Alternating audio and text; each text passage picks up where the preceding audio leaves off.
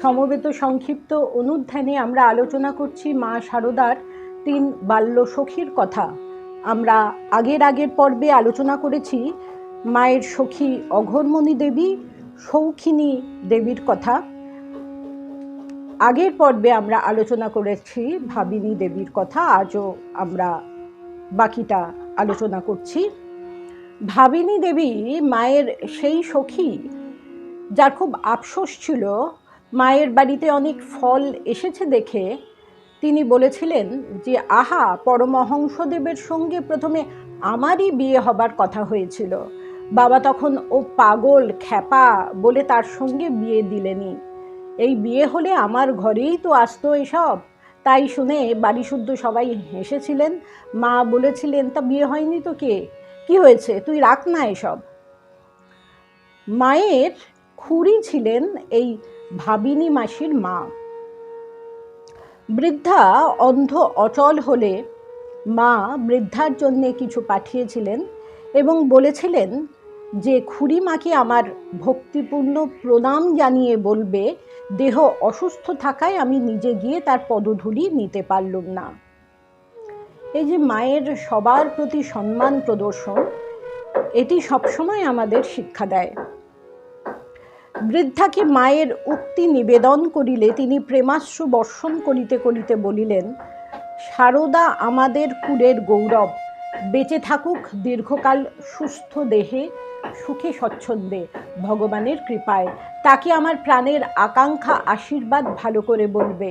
তারপর বৃদ্ধা উচ্ছ্বসিত কণ্ঠে জোর হস্তে কাতরভাবে ভগবানের নিকট বারংবার প্রার্থনা করিলেন কুলের গৌরব শারদাকে দীর্ঘকাল সুস্থ দেহে সুখে স্বচ্ছন্দে বাঁচাইয়া রাখার জন্যে।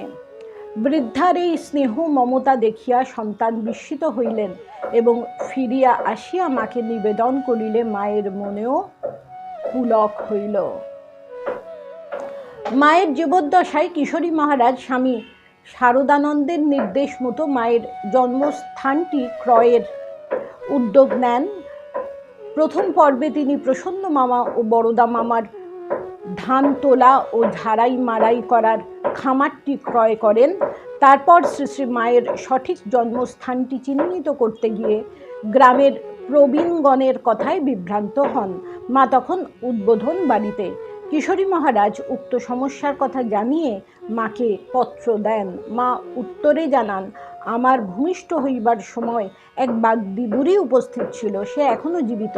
তাকে জিজ্ঞাসা করিলে ঠিক কোন জায়গায় ভূমিষ্ঠ হইয়াছিলাম তাহা দেখাইয়া দিতে পারিবে।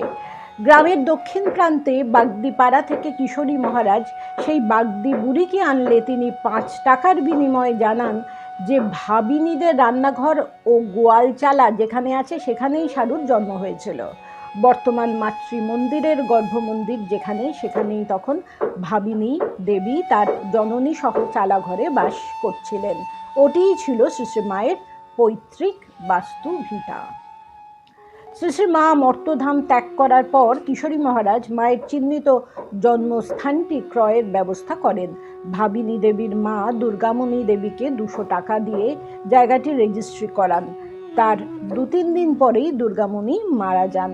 উত্তরাধিকার বলে স্থানটির মালিক হন কালী মামা, সূর্য মামা, প্রসন্ন মামা। মামারা ভাবিনী দেবীকে বাড়ি ত্যাগ করার জন্য পীড়াপিড়ি করেন। অসহায় বৃদ্ধা কিশোরী মহারাজের শরণাপন্ন হন। মহারাজ মামাদের টাকা দিয়ে জায়গাটি পুনরায় রেজিস্ট্রি করান এবং ভাবিনী দেবীর জন্য পৃথক একটি চালা ঘর নির্মাণ করে তাকে স্থানান্তরিত করেন। ভাবিনী দেবী সম্পর্কে আরও তথ্য পাওয়া যায় স্বামী পরমাত্মানন্দ সংগৃহীত গোপাল মণ্ডলের স্মৃতিকথায়। গোপাল মণ্ডল জানিয়েছেন তিনি ভাবিনী দেবীর মুখে শুনেছেন যে তিনি শ্রী শ্রী মায়ের চেয়ে বছর 3 ছোট।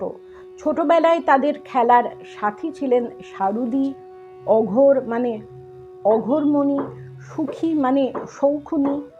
এ দুজনের কথা আমরা আলোচনা করেছি। পারুলবালা। গোলাপী ছিলেন গোপাল মণ্ডলের পিসেমা। তার বিয়ে হয়েছিল মুই দাদার দ্বিজপদ পালের সঙ্গে, তিনিও বাল্যবিধবা। পারুলবালা ছিলেন বিহারী ঘোষের বোন। তার বিয়ে হয়েছিল সন্তোষপুরের বেজেদের বাড়িতে। তিনিও বাল্যবিধবা, পিতৃগৃহেই থাকতেন। ভাবিনী দেবীর বর্ণনা মতো তারা ছোটবেলায় ঠাকুর গড়া খেলা, পুতুল খেলা, বুড়ি বসন্ত খেলা খেলতেন। জয়রামবাটিতে মাতৃমন্দির উদ্বোধন হওয়ার পরও 7-8 বছর পর্যন্ত তিনি বেঁচে ছিলেন। তার অসুস্থতার সময় কিশোরী মহারাজ ওষুধপথ্যের ব্যবস্থা করেছিলেন। এমনকি তিনি পরলোক গমন করলেও তার সৎকারের ব্যবস্থা মহারাজই করেছিলেন। গোপাল মণ্ডল জানান, ভাবিনী দেবী খুব উদার মনের ছিলেন বলে মনে হয় না। তিনি আমাদের পিসিমাকে সারুদি বলেই জানতেন। তার প্রতি অতিরিক্ত ভক্তিভাব আমাদের চোখে পড়েনি। ভাবিনী দেবী অভাবী ছিলেন বলে পিসিমা তাকে অনেক কিছু দিয়ে সাহায্য করতেন। তবে শেষের দিকে ভাবিনী দেবীর মনের পরিবর্তন হয়েছিল। রোগশয্যায় শায়িত হয়ে তিনি প্রায়ই বলতেন, সারুদি এবার পায়ে ঠাঁই দাও, বড় হতভাগী আমি, তুমি না দেখলে কে দেখবে, এই বলে চোখের জল ফেলতেন। শ্রী মায়ের কৃপায় ভাবিনী দেবীকে রোগশয্যায় বেশি দিন যন্ত্রণা ভোগ করতে হয়নি। সারুদি সারুদি উচ্চারণ করতে করতে সজ্ঞানেই গঙ্গা লাভ করেছিলেন তিনি।